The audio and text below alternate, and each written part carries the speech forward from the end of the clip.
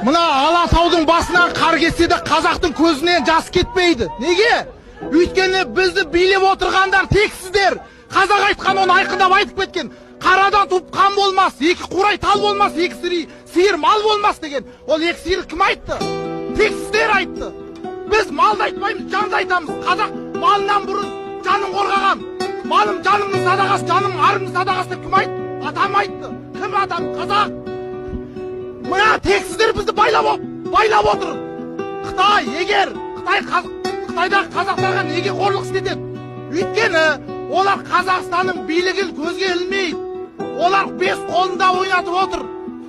Біздің билік тексіз болғаннан кейін осында отқан сіздер де өз жұмыстарыңызды немқұрайлы істейсіздер. Ол амал жоқ, солай болады, жүйе солай. Қисық жүйе, шірік жүйе. Бұл жүйе өзі шіріп кетті. Ал гаишниктер жолда.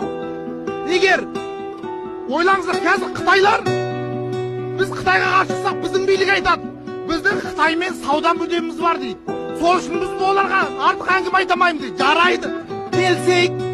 Егер о шынымен де біз Қытайлармен алым берім, үлкен сауда жасаспасақ, біздің халық неге қайыршы? Неге морковь 600 теңге? Неге картоп 600 теңге? Неге қазақтың бар қыздар жезөкше? Қазақстан емес шетелде. Кез келген шетелде бар. Сенің қандасың, менің қандасым, менің әпкем жезөкше болып жүр. Көшеде жүрген таксистер кім? Қазақ. Квартирант кім? Қазақ. Міне, оның саудасы кімге керек? Қытаймен. Қазақ атам малдың соңында жүріп, мақал шығарып, жанын баққан халық. Қытайсызақ жанымызды бақтық біз. Кімді міне өшкен бай қазақ көресіз ба? Бай қазақтың бәрі үйінде жатыр. Олар немен байыған? Арсыздықпен, арамдықпен байығандар.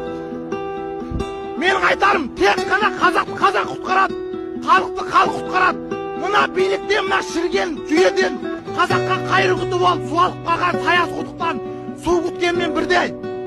Халқым, бірігіңдер, басқа амал жоқ. Рахмет.